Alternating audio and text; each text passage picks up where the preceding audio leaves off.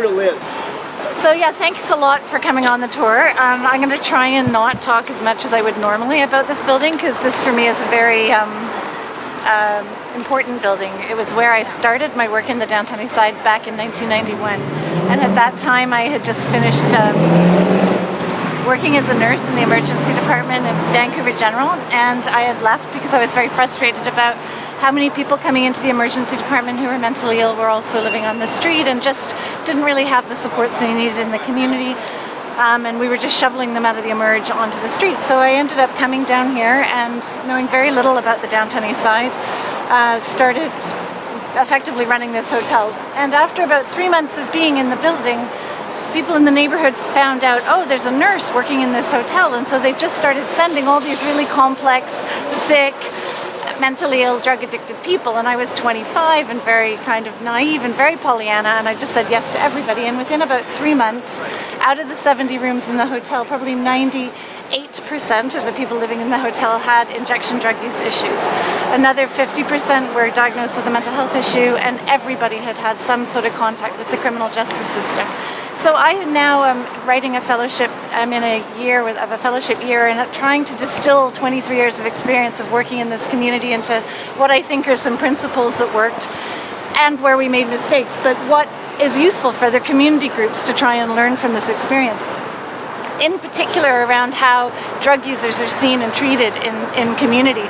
And what I think was very important about this building was, even before it became renovated into what it is today, it was the first sort of act of an occupation, in a way, of a physical space where people who were so off the map and not considered human, they were demonized terribly in this community, in the media, and I think generally as drug users they were called junkies and zombies, and everywhere I go in the world, whether it's Brazil or China or everywhere, there's a nickname for people who use drugs that's very dehumanizing, and it robs them of their personhood. And strangely for us, this was just a place where we learned that people who use drugs are just people with terrible stories and terrible lives and very few social supports, and many of them came to us after horrific trauma and years of the system failing them. And so really what we did was say, okay, what can we do? We can fix a space where they can live, and we're not going to kick them out and move the problem along.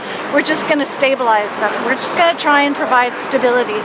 And that was in and of itself considered a very contentious act, because it went against a lot of the dominant beliefs and values of that time, which were, if you're going to be responsible and operate a housing project, you have to make sure people don't use drugs in your housing.